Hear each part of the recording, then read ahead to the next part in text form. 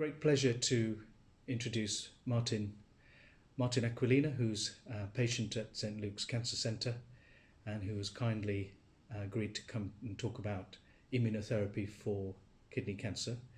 And Martyn has been a patient for a number of years.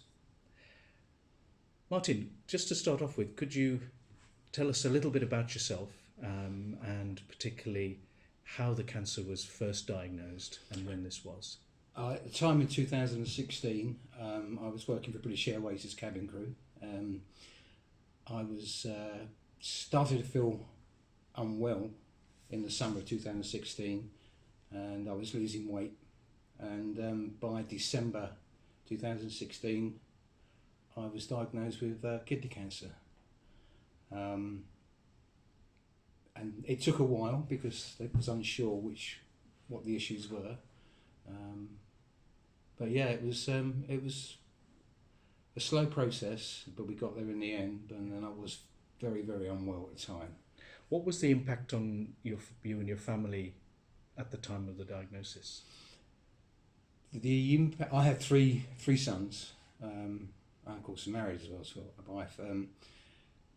The process building up to it was more harrowing, I think, or harder than actually being told what it was, because we knew it wasn't what they said. They said that I had anemia at the time, and I was being treated for that, and it wasn't until I had a scan that they revealed what it was. It was a haematologist that found it. I was having blood tests because they thought, because I flew for British Airways, I picked something up either in a Indian Ocean area, the Caribbean, South America, or something like that. And he said, we just wanted to press on my stomach and feel, I don't know, and he said he couldn't feel my spleen. And my middle son was with me at the time, so my wife was away, and he said, we're going to do one more blood test you haven't been tested for. And he said, that's HIV.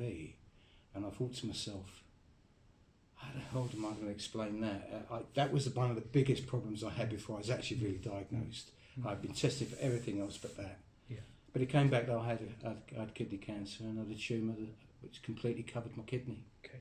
And what was the treatment you had initially prior to starting immunotherapy? Once I had the operation, I was started on, I can't remember the name of the tablets. It sounds like something like Sunitab or something. Sunitinib. Yeah, it was chemotherapy. I was on it for 3 months, and unfortunately they didn't work. Yeah. And then I was put on to Immunotherapy in June 2017. Okay. And the sunitinib, the tablet-based medication, did you have side effects from that? I did. I didn't like them at all. Yeah. What sort of things were you my experiencing? Hair, they said your hair might fall out, but I was going grey, very, very grey. Yeah. I lost my taste completely for 3 months. I couldn't taste anything. I mean, I did the test, the spoon of Marmite, everything, you name it. Yeah. My wife was trying to cook me meals and they were more texture than taste. Yeah. And the biggest thing I think was the blood pressure. It really made my blood pressure go high. Yeah. And then we decided a week before I was at the end of the 3 month cycle to come off of them. Yeah. So the initial treatment was not only ineffective for you, but it also had a big impact on your quality of life. I think that's fair to say. It did. I couldn't really. It made me tired as well. I couldn't really do anything on the tablets. I mean, I was still getting over the operation, which was in the February of 2017, and of course, I'm trying to put some weight on as well. And so I couldn't. And I was coming backwards and forwards to here quite often. And then you then were advised to start immunotherapy. Yeah. What was your feelings in terms of this is a very sort of slightly very unusual treatment because it's not like conventional treatment tablets or how's this sort of explained to you as to why that decision was made? Are you advised to have immunotherapy, and what do you think it implied? When I went and we said that the tablets had failed or wasn't working and aggressive was used, they said there's a new therapy, immune therapy. Yeah. And to be honest with you, at the time I was just like, you feel things are just getting worse. It's explained to me that it was fairly new. 80% or 20% of the patients respond well to it. Yeah. It's not invasive. It's completely opposite to chemotherapy. Yeah. and it's planned on giving you a better quality of treatment and better quality of life. Yeah. That's its plan. And I started that on the beginning of June 2017, Yeah. which is what, nearly 5 years ago. Yeah. Yeah. And I think you've experienced obviously the worst side effects, as in the tablets, and then obviously tell us what you experienced in terms of side effects from the immunotherapy, if any. The immunotherapy, it didn't feel anything for, well, it's that same evening I started to feel quite tired, and it was giving me little headaches. It wasn't even worth taking the paracetamol for, and then it'd go, then it'd come back. Yeah. And tiredness was a big thing for it. I was falling asleep, and it was quite regular. Yeah. And this would last about 4 or 5 days, but then again I was here every 2 weeks having my treatment, so I was, for the first year I was on immunotherapy for 2 weeks, every 2 weeks for a year. That's, as it went on, that got better and better. It reduced. The tiredness doesn't really go away so much, but the headaches just disappeared. Yeah. And that was really all I was suffering from. Yeah. And so you've been on the treatment for many years now. Yeah. Have any of these minor side effects, have they disappeared as well, or do you still, each time you have treatment, do you incur something afterwards? Do you know what? When we have our treatment, we plan what we're going to do afterwards, because it all depends how I feel. Yeah. Am I feeling tired?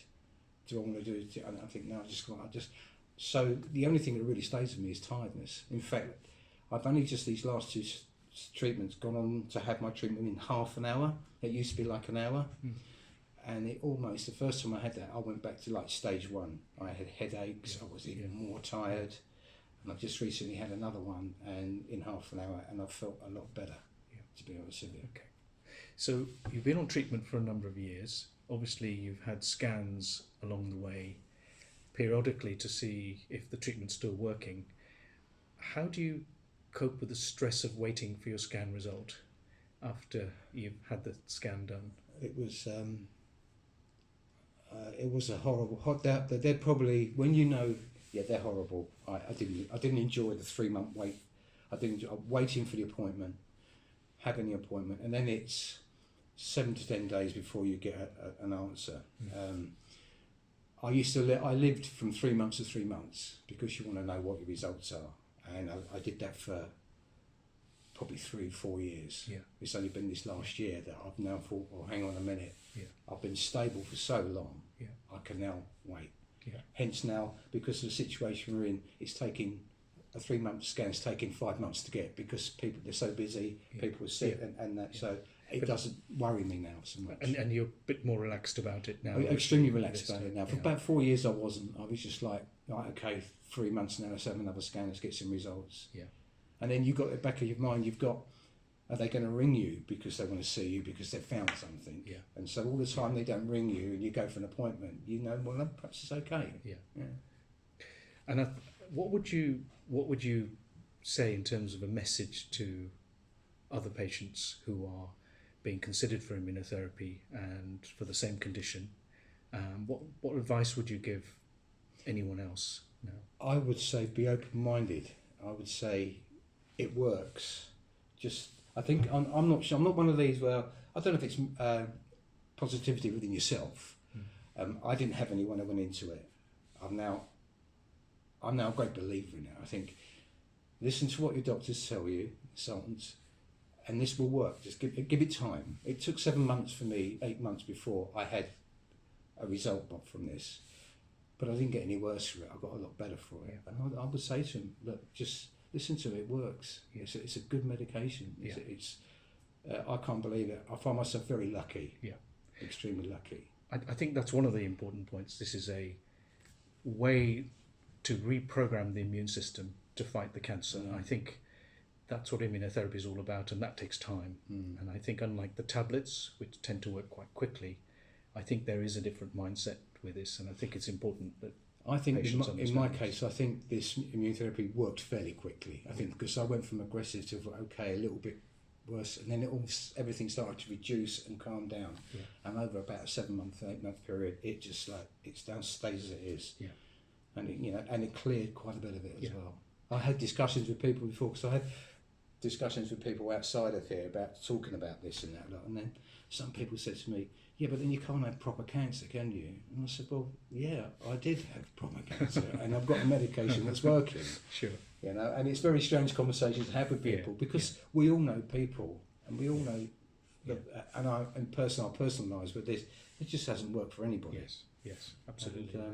And I live, as far as I can, I live I can't work anymore, but it's just one of those things, and it's how good it is quite strange, because of this pandemic, the government's sending me letters saying stay indoors, you can't do this, you can't do that, and they managed.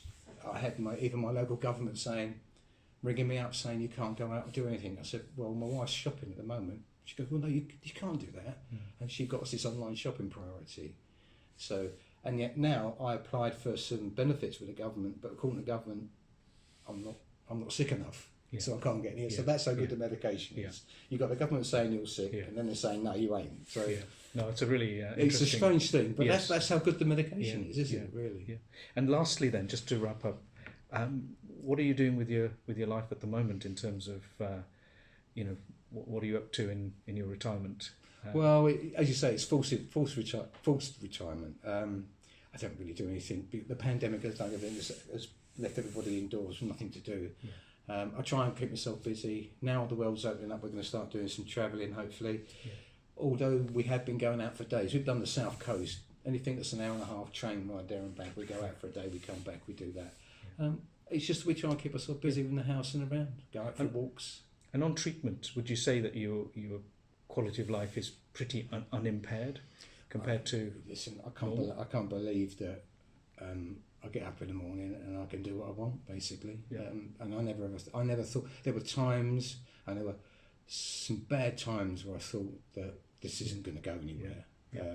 That I'm not going to get anywhere near this. There's so many from the start to I think there were so many lows, really low times, but the high times are few, but they're really big, and they just outweigh all the low ones, and it's all because of this. Okay. Well, Martyn, thank you so much for your time. It's been an absolute pleasure talking to you this morning, and we wish you all the very, very best. Thank you, and I hope it helped. Thank you.